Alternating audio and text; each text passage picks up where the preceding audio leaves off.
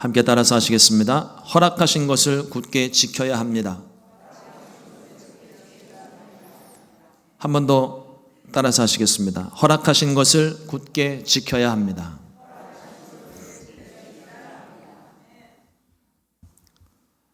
오늘 함께 봉독한 요한계시록 2장 18절로 29절의 말씀을 가지고 허락하신 것을 굳게 지켜야 합니다 라는 제목으로 함께 말씀의 은혜를 나누겠습니다.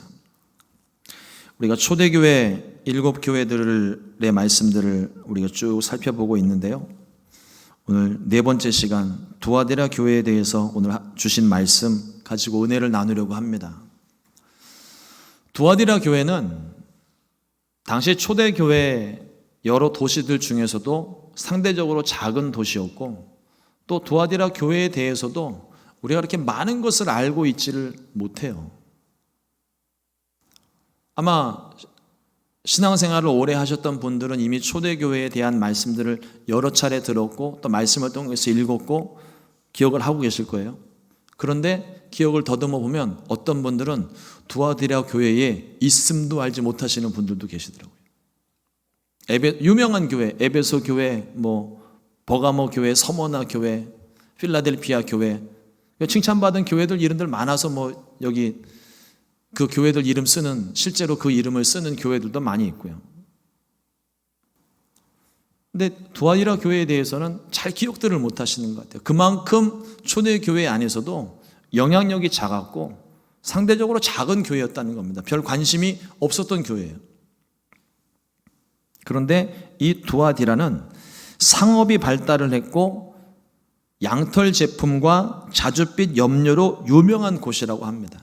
그래서 우리 성경에도 보면 자주장사 루디아를 기억하실 거예요. 두아디라 출신입니다.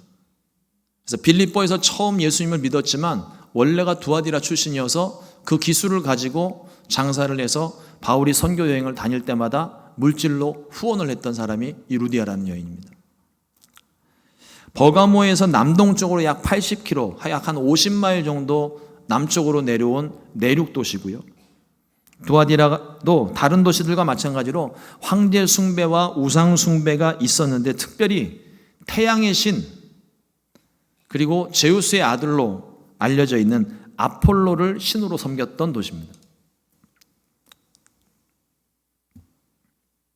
오늘 이 두아디라 교회를 향한 주님의 칭찬과 책망의 말씀이 무엇인지 함께 살펴보면서 우리 교회에 어떤 적용점들이 있는지, 또 내 마음 가운데 주시는 말씀이 무엇인지, 우리 교회가 앞으로 어떻게 해야 될 것인지 함께 말씀의 은혜를 나누려고 합니다. 첫 번째로 두아디라 교회의 칭찬입니다. 요한계시록 2장 19절 말씀입니다. 내가 내 사업과 사랑과 믿음과 섬김과 인내를 아노니 내 나중 행위가 처음 것보다 많도다. 이렇게 칭찬을 하셨어요. 큰 주목을 받지 못하던 교회인데 이 작은 도시에 있던 두아디라 교회는 풍성한 사업을 하고 있었다는 거예요. 그걸로 칭찬을 받은 겁니다. 여기서 말하는 큰 사업은, 풍성한 사업은 상업적인 비즈니스를 얘기하는 게 아니죠. 구제와 선교 사역입니다. 주님의 교회가 세상에서 무슨 돈벌이를 하고 장사를 할 건 아니잖아요. 우리가 할 수 있는 사업, 우리에게 맡기신 사명은 구제와 선교 사업이에요. 특별히 교회가 두 가지를 위해서 힘써야 하는데, 집중해야 되는데, 첫 번째가 복음 전파. 이거는 예수님께서 승천하시면서 우리 교회의 모든 교회와 성도들에게 주신 지상 명령입니다. 땅끝까지 이르러 내 증인이 되라 말씀을 하셨어요. 우리는 그 복음 전파를 위해서 최선을 다해야 되고, 그와 더불어서 이것과 연계해서 구제와 선교에 힘을 써야 됩니다. 내 이웃, 하나님을 사랑하는 것이 제일 크고 첫 번째 되는 계명이고, 이와 같은 수준으로 말씀하신 거예요. 그러니까 상대적으로, 순서적으로는, 논리적으로는 우선순위가 있어서 하나님 섬기는 게 우선이지만 지위상으로 봤을 때는 첫 번째 계명이나 두 번째 계명이 차등이 없습니다. 하나님 사랑하는 것과 이웃 사랑하는 것이 같은 동급이에요. 내 이웃을 내 몸처럼 사랑하라고 말씀하셨습니다. 음식하다가 요 손만 살짝 베도 난리가 납니다. 난리가 나요. 저희 어머님이 이 설교를 들으실지 안 들으실지는 모르겠는데 저희 어머니 심장이 좀 약하세요. 음식을 하다가 이렇게 예전에 손을 이렇게 베시면 어쩔 줄을 몰라 하시고 이러고 계세요. 그리고 막 깜짝 놀래가지고 가보면 피 요만큼. 피만 보면은 막 심장이 약해져서 막 뛰시나 봐요. 어쩔 줄을 몰라 하시는 거예요.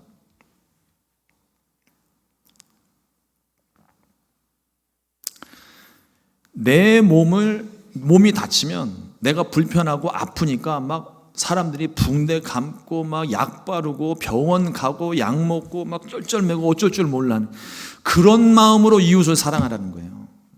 그런 마음으로. 그러니까 내가 먼저, 세상에서 말하는 건 이웃보단 내가 먼저잖아요.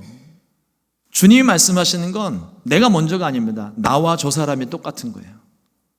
나를 사랑하는 만큼 저 사람 사랑해 주는 거. 나를 희생해서라도 저 사람을 사랑하는 것이 그게 주님이 가르쳐 주신 사랑입니다.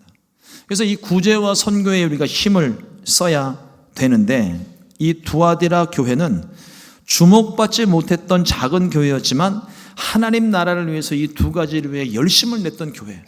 그래서 하나님이 기억하시고 칭찬을 하고 계시는 것입니다.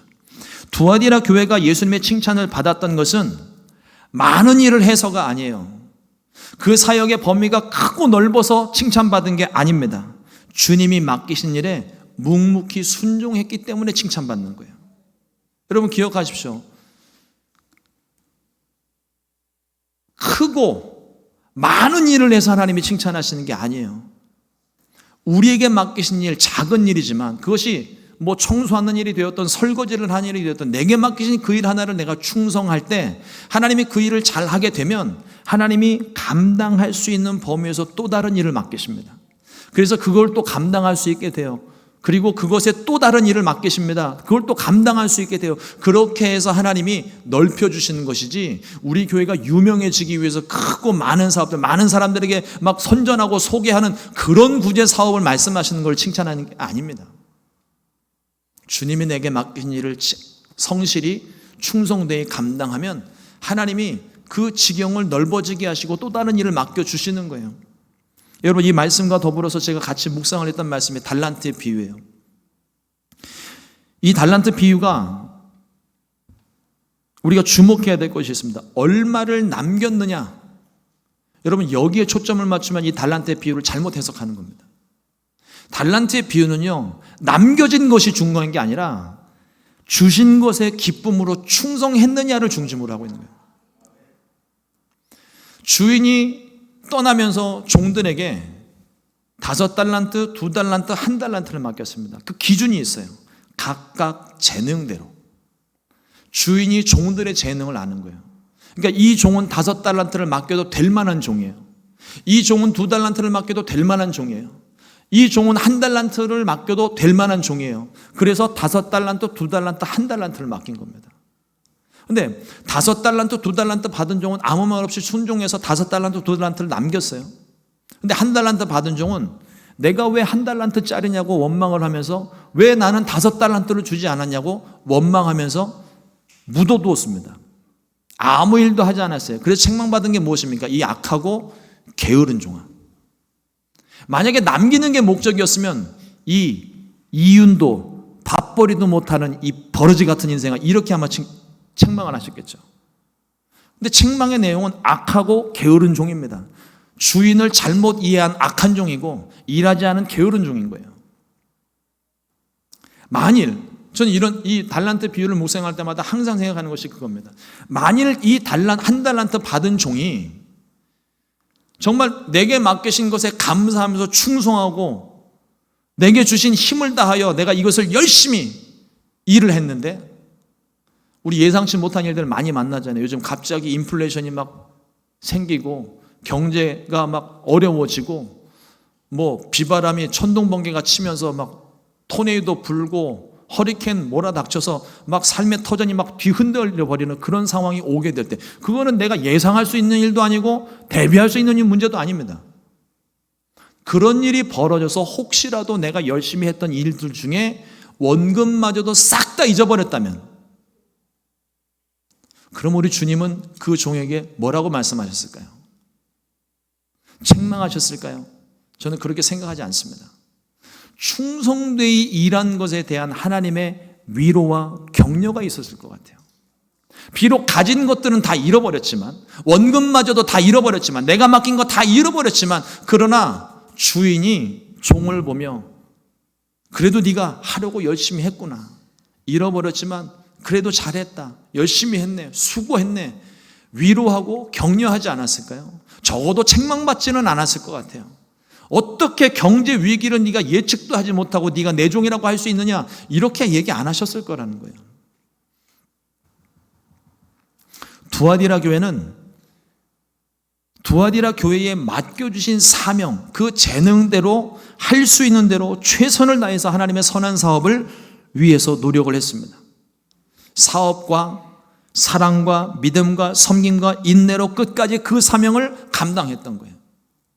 더군다나 처음 것보다 나중 행위가 더 많았다고 칭찬하고 계십니다.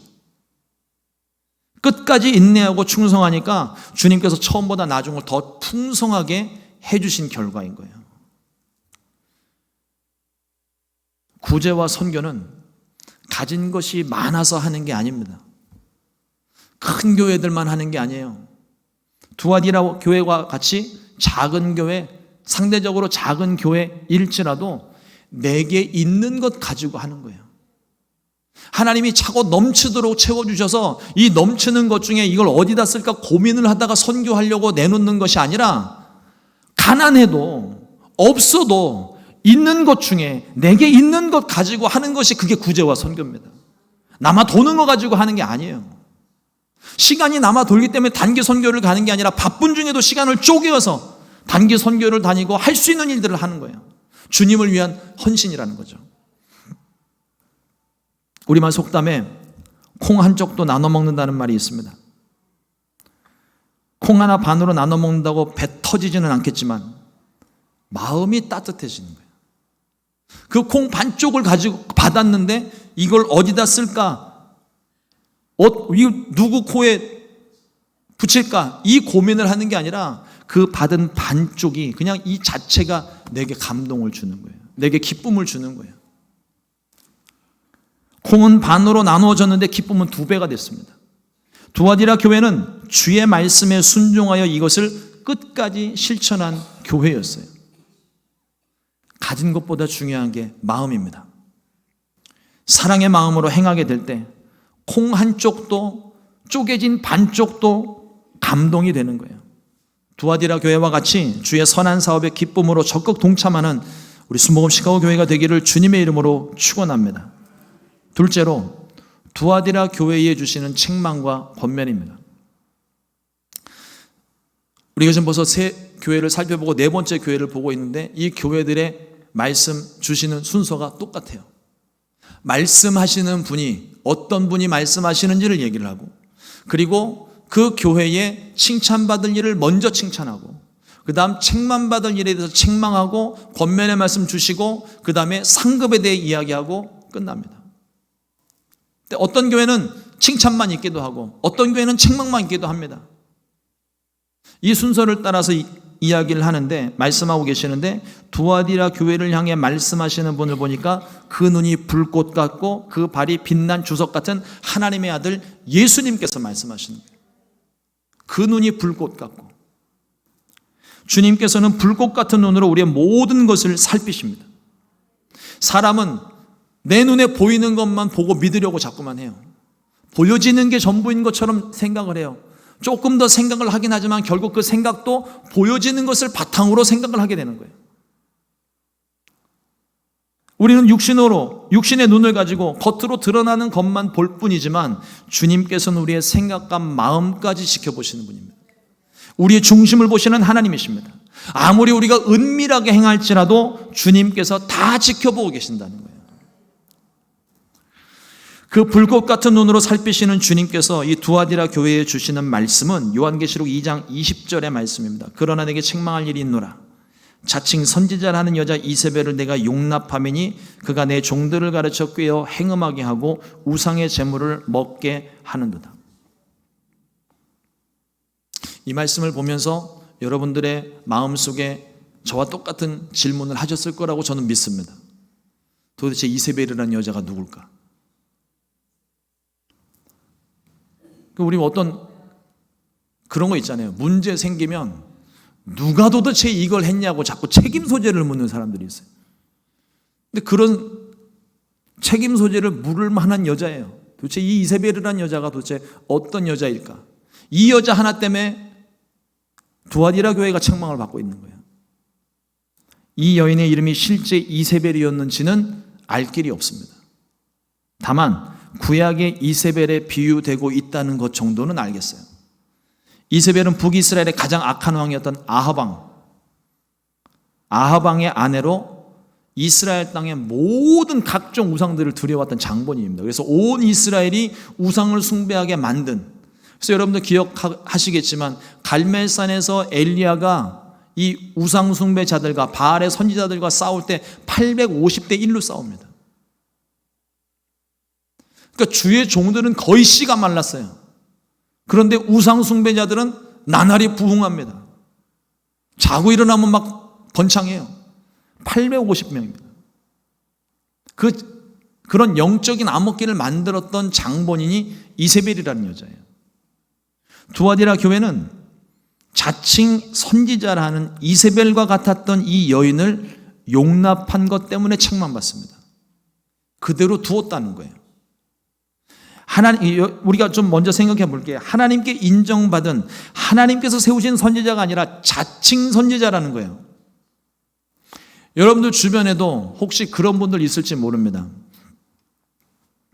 어디서 목사 안수를 받았는지 모르는 목사님들이 있고, 어디서 선교사 파송을 받았는지 모르는 선교사님들이 있어요. 주의하십시오. 조심하셔야 됩니다. 자칭 선지자들이 있어요. 실제로 있어요. 저도 몇몇 그런 분들 봤어요. 여러분, 교회를 청빙할 때 여러분들이 청빙하려는 목사님의 이력서를 받아보시는데, 저도 옛날에는 도대체 주의 종을 뽑는데 왜 이력서가 왜 필요한가, 그런 얘기들을 생각을 한 적이 있었습니다. 그런데 생각해 보니까 이 이력서가 필요한 거예요. 왜 필요하냐면, 여러분, 이 이력서는요, 주의 종의 학벌을 보기 위해서 이력서를 받는 게 아닙니다. 여러분, 절대로 그렇게 보시면 안 돼요. 목사님이 박사학위를 가졌는지 안 가졌는지 그게 뭐가 중요해요? 말씀을 제대로 가르치고 성도를 사랑하는 마음, 하나님 사랑하는 마음이면 되지. 요즘 시대가 자꾸 박사님들만 찾고 있어서 저는 이 교회를 나중에 떠나게 되면 어디를 가야 될지를 모르겠어요. 안 떠났으면 좋겠습니다.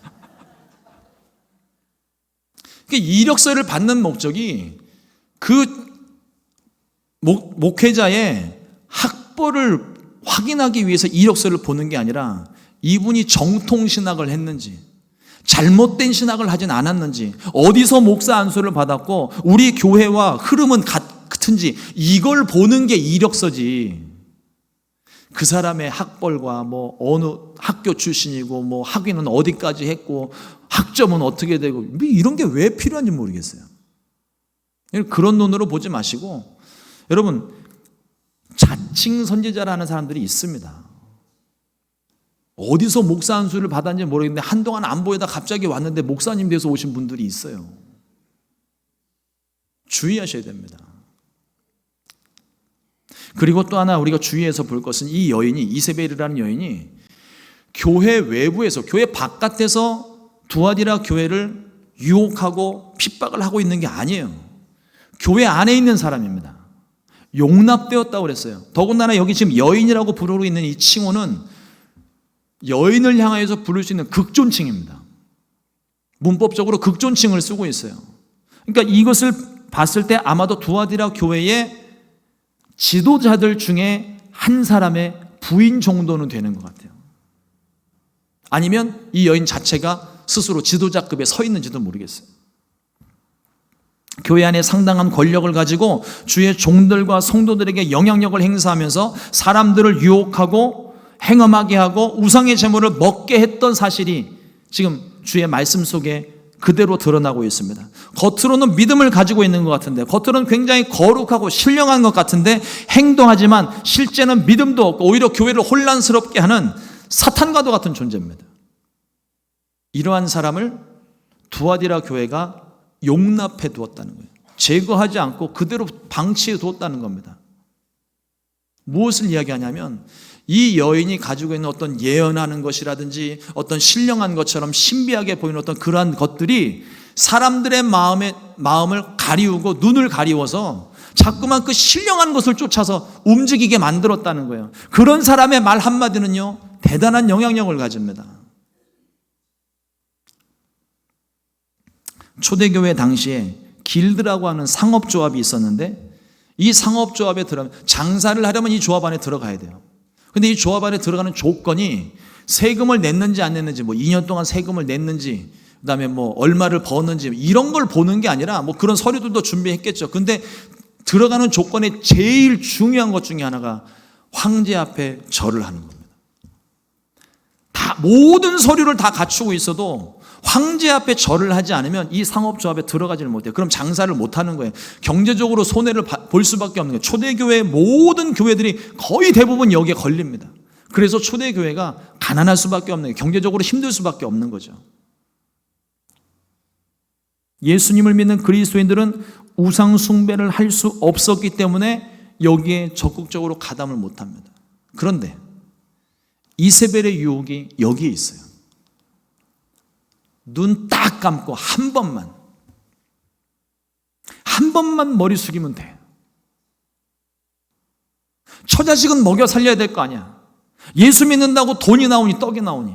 네가 가족을 이루었으면 가족들을 먹여 살려야 될 거 아니야. 가서 절 한 번만 해.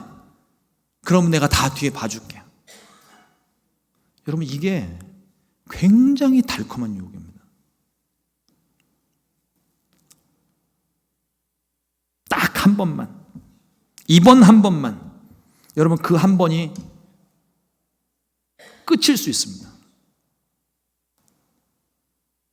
한 번만 절하면 살 길도 찾고 명분도 찾고 꼭 먹고 알 먹고 도랑치고 가재 잡고 일석이조라면서 이게 세상을 살아가는 삶의 지혜라고 사람들을 유혹을 합니다.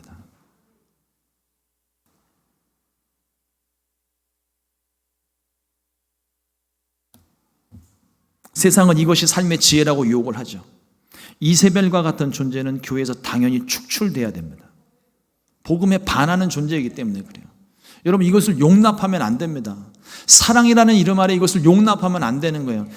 에베소 교회는 사랑이 없어서 책망받았어요.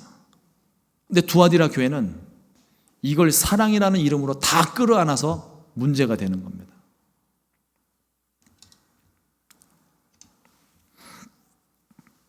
여러분, 특별히 세상의 유혹에 대해서 우리가 생각할 때 선악과에 주는 교훈을 한번 생각해 보세요. 에덴 동산에서 죄를 짓기 이전의 사람들은요, 그 안에서 모든 게 가능했습니다. 모든 게 가능했어요. 딱 한 가지만 안 돼요. 동산 중앙에 있는 나무의 실과를 먹지 말아라. 근데 뱀이 와서 하와를 어떻게 유혹합니까? 이것만 먹으면, 요거 한 번만 먹으면 하나님과 같이 될 수 있어. 여러분, 그 유혹을 하와가 못 이겨서 먹고 맙니다. 먹었더니 99개 가능했는데 한 가지를 더해서 100이 됐습니까? 그 한 가지를 가짐으로 인해서 99가지, 아니 그 이상 할 수 있었던 모든 게 불가능해졌어요. 아무것도 안 되는 겁니다.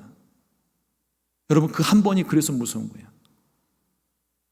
세상에서 한 번이라고, 딱 한 번이라고 유혹하는 그 유혹에 넘어가지 않게 되시기를 주님의 이름으로 축원합니다. 오히려 우리는 그거를 역으로 이용해야 돼요. 유혹이 올 때 이번 한 번만 더 참자. 이번 한 번만 더 지나가 보자. 주님이 그 마음을 기뻐 받으시는 거예요. 그러면 그 한 번만 참은 그것을 통해서 하나님이 놀라운 기적을 일으켜 주실 줄로 믿습니다. 복음에 반하는 이세벨 같은 존재를 쫓아내야 되는데 어찌된 일인지 두아디라 교회는 이 여인을 그대로 용납하고 이세벨의 교훈을 따라 점점 우상을 섬기고 행함하는 죄를 저지르게 되었습니다. 주님은 이세벨에게 회개의 기회를 주셨어요. 그냥 무턱대고 탁 잘라낸 게 아니라 몇 번의 기회를 주신 것 같아요. 그러나 이 여인은 스스로 깨닫지 못하고 회개하지 않았습니다. 이세벨의 유혹을 따랐던 사람들에게도 똑같이 회개의 기회를 주고 계세요. 요한계시록 2장 23절 말씀에 또 내가 사망으로 그의 자녀를 죽이리니 모든 교회가 나는 사람의 뜻과 마음을 살피는 자인 줄 알지라 내가 너희 각 사람의 행위대로 갚아주리라. 행위대로 갚아주리라. 그 불꽃 같은 눈으로 우리의 모든 마음과 생각, 행동을 다 감찰하시는 분이 그 행위대로 갚아주신다는 게 얼마나 무서운 일인지 몰라요. 그런데 주님은 회개하라 말씀하셨습니다. 주님은 오래 참으시며 우리에게도 동일하게 회개의 기회를 주고 계세요. 무시무시한 심판의 말씀을 하실지라도 우리에게 주시는 말씀을 기억해야 됩니다. 먼저는 회개해야 됩니다. 회개의 기회를 주시는 것이 우리에게 은혜예요. 그리고 주홍빛같이 붉은 죄일지라도 회개하면 용서하심이 이 또한 하나님의 은혜입니다. 우리가 회개하면 하나님은 우리의 죄를 용서하시고 다시는 기억지 아니하신다고 약속하셨어요. 여러분들이 죄를 회개했는데 다음번 기도할 때 또 회개를 해야 될 것 같은 마음, 죄책감이 자꾸 들고 하나님 앞에 서지 못하게 못할 것 같은 그런 자꾸 생각이 드십니까? 여러분, 그건 주님이 주시는 생각이 아닙니다. 주님이 주시는 생각은 보혈을 의지하고 누구든지 다 오라는 거예요. 이 성전 안에 와서 나와 함께 이야기하고 함께 사랑을 나누자고 얘기를 하시는 것입니다. 원수마귀는 그걸 싫어해요. 그래서 우리 마음 가운데는 죄의 쓴뿌리, 죽었던 옛사람 자꾸 부활하고 소환시켜서 나의 어떤 죄에 대한 죄책감 불러일으켜서 내 마음을 불편하게 만드는 겁니다. 그래서 주님에게로 나오지 못하게 만든 가로막 이 걸림돌을 자꾸 만드는 거예요. 주님이 우리에게 주시는 생각은 사랑과 용서입니다. 믿으세요. 제발 좀 믿으세요. 회개하면 용서해 주신다고 약속하셨습니다. 그게 기한이 있어요. 주님 심판하시기 전까지 우리는 이 은혜의 기간을 살고 있습니다. 우리에게 주신 이 기간, 근데 주님이 다시 오실 때까지인데 주님이 언제 오실지 모르기 때문에 하루라도 빨리 우리는 회개하고 주님 앞으로 돌아서야 되는 거예요. 입술로 회개할 뿐만 아니라 이게 어떤 육체의 습관에 따라서 자꾸 죄가 반복이 된다면 그걸 하루라도 속히 빨리 끊어버리셔야 됩니다. 그래야 우리가 살 수 있어요. 그래야 진정한 회개가 되는 거예요. 말뿐으로 회개하는 것이 아니라 그럼에도 불구하고 반복되는 죄라 할지라도 회개하면 주님 또 용서하시고 또 용서해 주시겠지만, 그러나 그걸 기대하고 있는 것이 아니라 나의 반복되는 습관으로 인한 반복되는 죄, 이것을 하루라도 빨리 끊어내셔야 돼요. 그것이 우리가 살 길이고 그게 삶의 지혜입니다. 주님은 또 다른 권면 하나를 주십니다. 요한계시록 2장 25절 말씀에 다만 너희에게 있는 것을 내가 올 때까지 굳게 잡으라. 우리에게 주신 것이 무엇이든 간에, 우리에게 있는 것이 무엇이든 간에 가지고 있는 것을 굳게 붙잡아야 됩니다. 내게 맡기신 거예요. 내게 허락하신 거예요. 우리는 그것으로 충분합니다. 내게 없는 것, 다른 사람이 가진 것 때문에 마음 빼앗기지 말고 이미 우리에게 주신 풍성함을 깨닫고 감사함으로 지키라고 말씀을 하고 있습니다. 여러분, 우리가 맘 잡고 앉아서 감사의 조건, 여러분 감사의 일기 한 번씩 써보셨죠? 감사의 조건들 꼽으라고 하면은요, 셀 수 없이 많이 나와요. 셀 수 없이. 정말 감사한 것도 있지만 뭐 이런 것까지 감사를 해야 되나 싶은 것까지 다 꼽기 시작하면은요, 우리가 그것까지 꼽는 이유는 내게 베푸신 것이 너무 많은 걸 깨닫기 위함이에요. 여러분들이 이렇게 앉아서 예배 드리는 게 얼마나 감사한 일인지 몰라요. 누구는 이렇게 앉고 싶은데 못 앉는 분들이 있어요. 제가 예전에 허리를 한번 다쳐가지고 누워있는데 누워있는 것도 힘들더라고요. 편하게 누워있는 게 얼마나 감사한 일인지 그때 알았어요. 그러니까 우리가 감사의 조건들을 찾으려고 하면은요, 내가 지금 누리고 있는 것이 얼마나 많은지 몰라요. 근데 우리의 시선은 항상 다른 사람이 가진 것, 내게 없는 것, 자꾸 거기에 집중을 하니까 원망이 생기고 불평이 생기는 거예요. 내게 허락하신 것이 많습니다.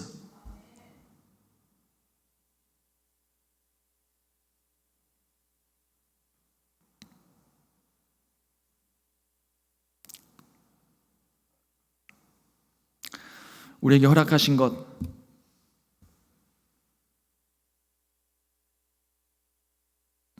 가진 것, 없는 것, 이것에 우리가 너무 집중하게 되면 원망과 불평하기 쉬워요. 세상 유혹에 휩쓸리기 딱 좋습니다.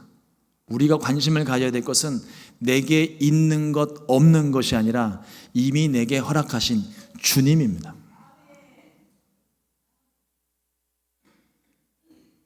다 없어도 주님은 내게 분명히 있잖아요. 내가 늘 주님과 동행하지 못하는 것 같아도 나는 주님이 있어요. 조정민 목사님이 그런 말씀을 하시더라고요. 아내와 결혼을 했는데 아내를 24시간 생각하지는 않는데요. 가끔 생각이 난대요.